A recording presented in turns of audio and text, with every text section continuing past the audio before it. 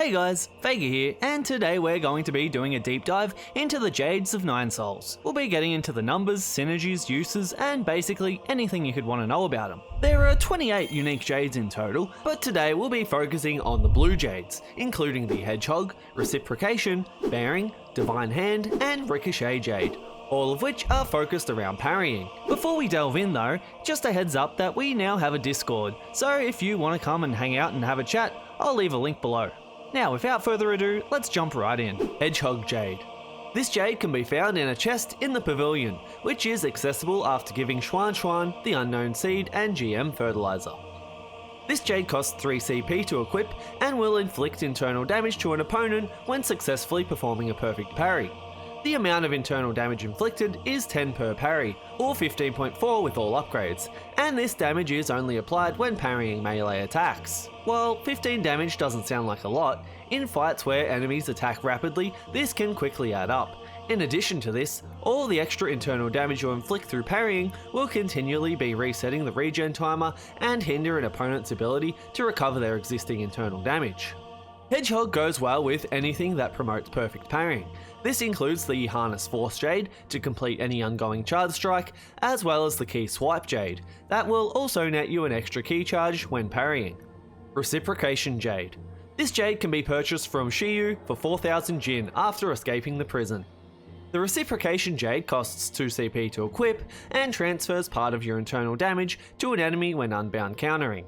The maximum internal damage this jade can transfer is 85 at a time, making it one of the most potent healing jades in the game, while at the same time dealing respectable damage as well, so long as you can pull off a talisman explosion to convert it into real damage. While it does require a bit more skill to use compared to similar jades that heal internal damage, this is the only one that allows you to weaponize it against your enemy. This being the case means it has great synergy with jades that self-inflict or put you in situations where internal damage is likely, such as the Steely Jade, Swift Jade Blade, Key Swipe Jade, and Iron Skin Jade. The Divine Hand Jade can also be a useful combo, as being able to use unbound counters in rapid succession can quickly heal your internal damage to full in the right situation. Bearing Jade. This jade can be found in a locked chest in the 8-man facility depths. The Bearing Jade costs 2 CP to equip and will reduce knockback when parrying. As for the exact amount it reduces, well, it's roughly by half, although it is worth noting this is only applied to when you actually parry successfully and not when you're taking damage. The Bearing Jade sadly is one of the more useless jades in the game. It can be used in some niche situation if using Harness Force to attack after a parry, but even then it'll be hindering you just as often as it helps you. If it costs half as much to equip, it could be justified, but otherwise it's fairly useless. Divine Hand Jade.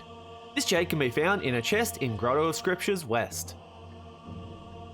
The Divine Jade costs 2 CP to equip and will allow you to perform back-to-back unbound counters. After initially performing a successful unbound counter, any parry performed in the next 0.65 seconds will instead become an instantly charged unbound counter. And this can be repeated as long as you keep unbound countering enemy attacks. Moving or failing to block an attack with a counter will cancel the chain. Depending on what skills you have unlocked, the unbound counter can deal 60 to 75 internal damage to an enemy if successful, meaning this jade can actually stack up quite a bit of damage against foes with rapid attacks, while also building up quite a bit of ki. Overall, this is a really powerful jade if used well, but it can take a bit of getting used to and can land you in some trouble if used at awkward times. Divine Hand goes especially well with the Reciprocation Jade, having the potential to heal back and transfer huge amounts of internal damage to enemies. Ricochet Jade.